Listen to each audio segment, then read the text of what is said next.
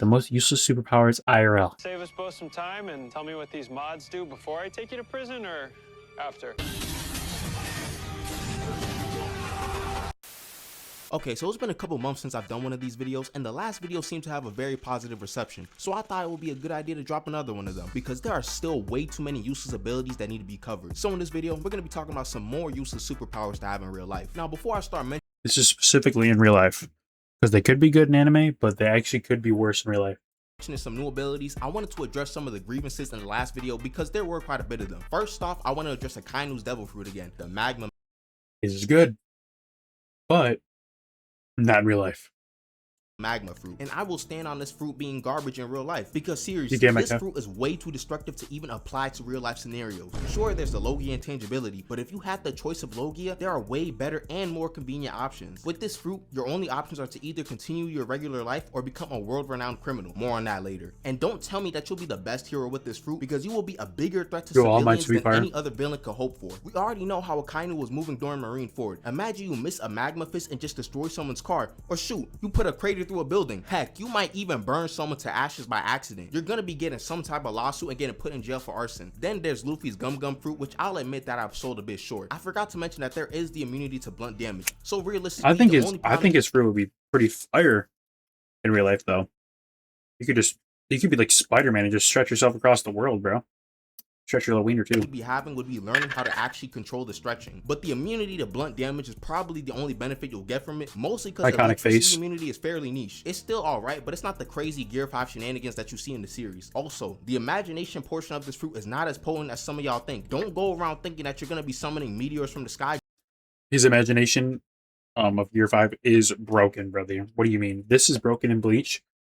Of him imagination with the shit is, but dude, Luffy's also fucking broken. Just because you imagined it. And then finally, I found that many comments shared a similar tone with the possibility of gaining superpowers. Just become a criminal. I've come to realize that it's possible that my audience consists of a lot more menaces than I previously thought, because some of y'all can't be trusted with powers. Now, contrary to popular belief, I'm not a criminal, nor do I want to be a criminal if I had powers. Sure, no one would be able to stop you in theory, but then you gotta live the whole criminal lifestyle, like not associating with your family to preserve their safety, amongst other things, which is a lot less convenient than one would think. Then there were also people who were talking about world domination, and I believe that you guys should never ever get your hands on power.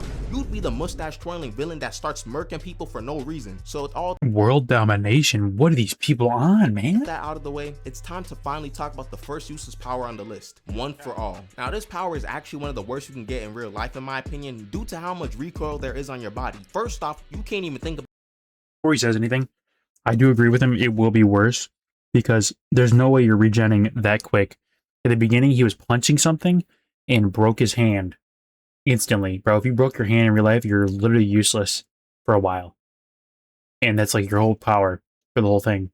Like about using One for All at full strength ever, unless it's a life or death situation. Like I'm talking about fate of the universe on the line, or the Martian beam pointed at Earth, you better hit it. Because there are way too many injuries that come with the full power punch. This man Deku was breaking his arms each time he used a full power Detroit smash, and this was after having a decent amount of training with All Might. Your limbs might actually explode off your body if you try to punch someone recklessly, and personally I think a detached limb would guarantee a trip to the ER. Plus, I know for a fact no one watching this video got the money to deal with broken arms or legs. I didn't even think of that. Broken arms, broken legs. You know, you headbutt somebody at full speed, bro. Your skull's. I think the broken arms, bro. You'd be in the hospital every day. They would know your name by heart. Every other week. And plus, Deku was getting his arms healed by Recovery Girl, so he ain't have to spend much time recovering from his injuries. You, on the other hand, will be waiting a calm 3 months to recover from shattered bones. Not to mention the fact that Deku was suffering long-lasting damage after using his arms too much. So you can. Well, also, they're in a hero universe. We're not in a hero universe. Yeah, if you want to be a crime fighter, but like, they have guns, bro. I'm sorry, but like, you're gonna be might punch the shit out of them, but like, it's not gonna. You're gonna one for all, and then punch somebody, and you're gonna kill them, but your arms are gonna be broken. Like, oh, I can't fight for like another 3 months. You're like you're the 3 month superhero. expect that to happen to you as well. I feel like the Minecraft, so like a 2-week Minecraft phase of superheroes. Hands too much. But besides the potential of getting OD hospital bills, you also gotta remember that there's a chance you won't even be able to fulfill the full potential of One For All. Deku had so many resources at his disposal to help him train, and we don't have those UA level training facilities in the real world. Even if you manage to learn full Cowling, you better be real slow trying to raise the power of it. Number one, you're gonna have to be training by yourself, because I don't expect any human on earth wanting to fight with someone who can punch out city blocks with ease. Number two, you're gonna have to follow the steps Deku was taking to a T and try your best not to mess up a rift. Yeah, I know the My Hero like fangirls or whatever and the fanboys and shit, but this show wasn't that bad when I watched it.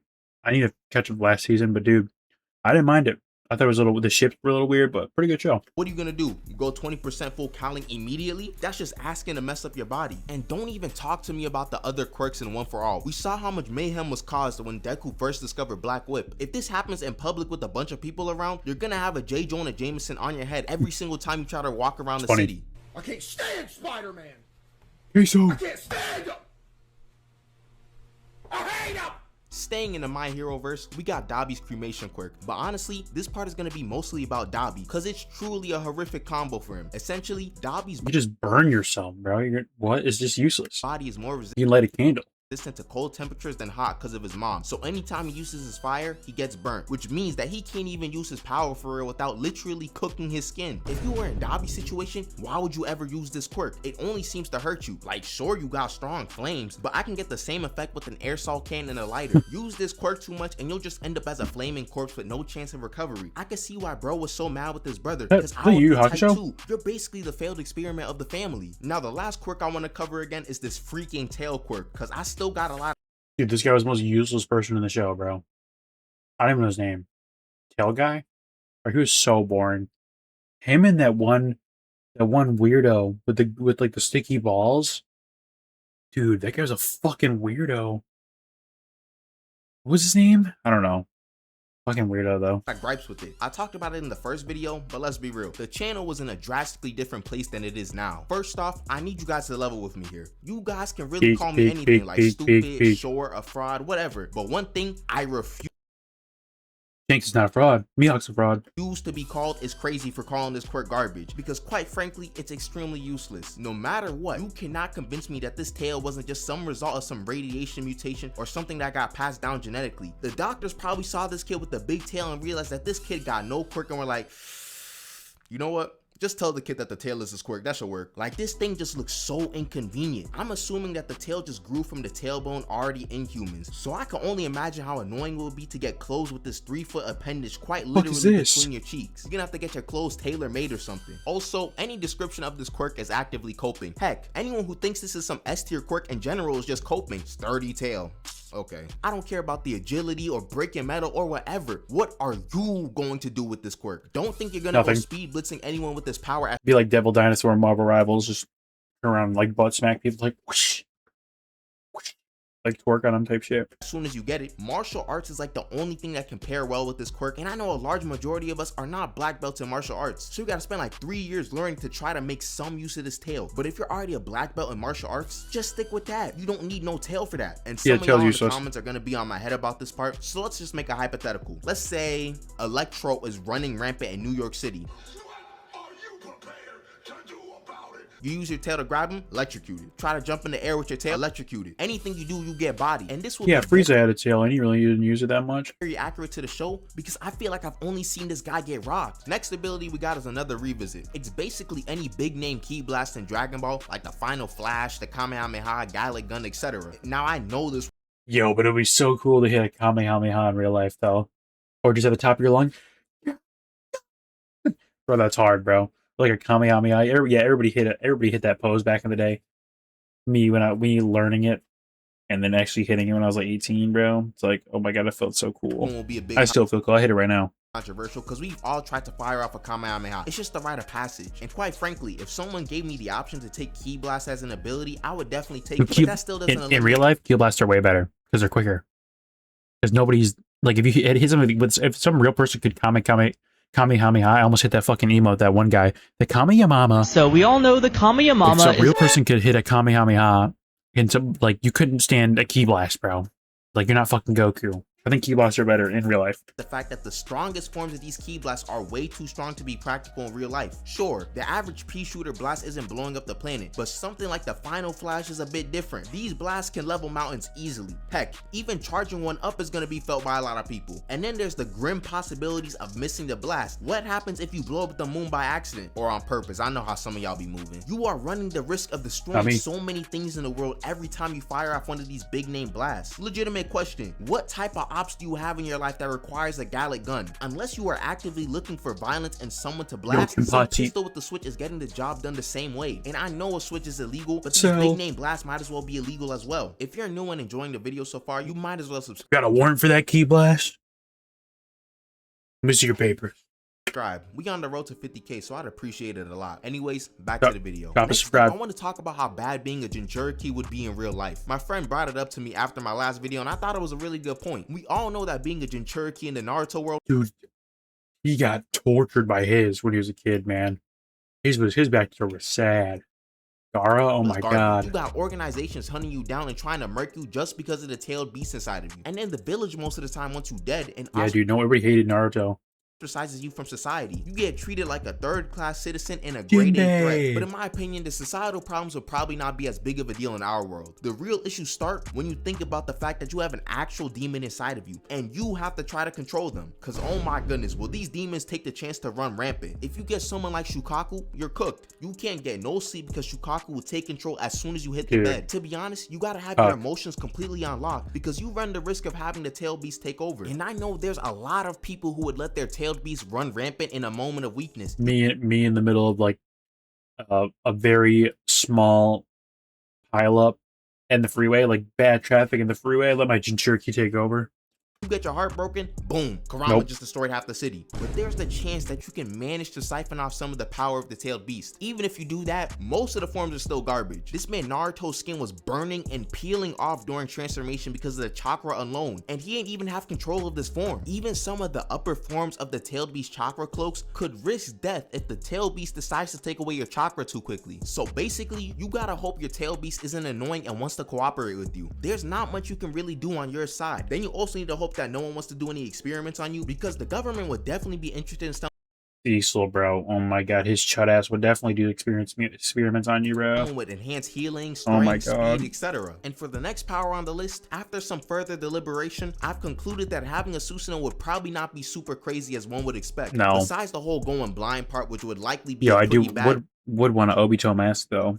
Drawback, Susanoo also has another deterrent from using it. This thing causes so much pain for the user. Sasuke said it was like pain in every single cell in his body, and it only gets worse with the higher stages. You're not gonna be getting some free giant samurai armor that you're gonna be chilling inside of. As long as you're in it, you're gonna be feeling that pain. Then there's the fact that a perfect Susanoo is like 100 meters tall, so good luck maneuvering that around. I guess you could use it like Sasuke, i.e. use it like a taxi, but then again, your chakra consumption will be cooked. If you can get through all these fuckers are built to use that crazy for him to pause on, but these fuckers are built to like withstand that chakra usage, bro. They like were born into it, bro. We're just measly humans, bro. We're not. A pretty good we're power. chuds. Will you be able to handle all those inconveniences though? We're fucking Most chuds. likely not. This last power I want to cover is going to be handled a bit differently than the others in this video. It has a very special place in my heart. When I was younger, I always liked the characters with super speed like the Flash, Sonic, Quicksilver, etc. And I always thought it would be really good to have. Never got into Quicksilver. Super speed in real life. Like I could run at the speed of sound. That sounds amazing. And you know, after growing older, I realized that super speed is so busted it's not even funny. And you don't even need that much speed to be able to win any fight for real. But after I realized this, I realized that all these shows I was watching growing up were all alive. And yes, this is going to be me ranting about super speed in media. Not about how effective it is in real life. The orangutan at the zoo probably knows that running fast is really effective. Super speed seems to be so worthless in these shows. They always have the hero lose so many brain cells when they have this power. Or they'll have this. The Flash CW show was peak for 4 seasons and then it went off a cliff.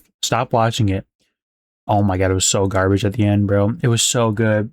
Oh, Last season was so good, bro. Makes me sad thinking about it. Speedster be like the jokester of the group, so he automatically seems weaker than he actually is. Like, I know it's a hard power to ride around, So but good. you shouldn't let anyone get away if you're so fast that everything seems to stop around you. Like The look plot. at this. You should be winning every single battle. Remember when Wally beat Lex Luthor fused with Brainiac with pure speed blitzes? This is how every fight in real life would go if you had even a fraction of Wally's speed. Like, give me super speed and I'm taking it. But if you give me the CW, Dude, what's that one? I gotta look up that one clip of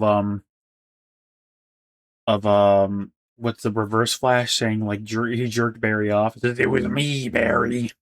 Flash's intelligence as well, then don't even offer it to me. I'd rather get the tail quirk. You're basically giving yourself a lobotomy for the chance to run super fast sometimes. They always have speedsters lose brain cells and act like they can't react to anything being thrown at them when they in fact can easily react and be untouchable. The only cons, if you can even call them cons with super speed, are time travel and super immense speed. Immense speed is only a con because it's kind of just overkill. Like, if you can run at 1% of the speed of light, you'll be more than fast enough to deal with most situations. You don't need to be gathering as much speed as possible to become some sort of god of speed. And if you constantly think that you need more speed, get help or please apply to be a Flash villain or something. Time travel will be kind of a negative because we don't know how it functions in our own world, so you'd actively be trying to learn about the implications and consequences when trying to make changes to the Bro, past. what You'll the probably fuck? make Why is he running like that?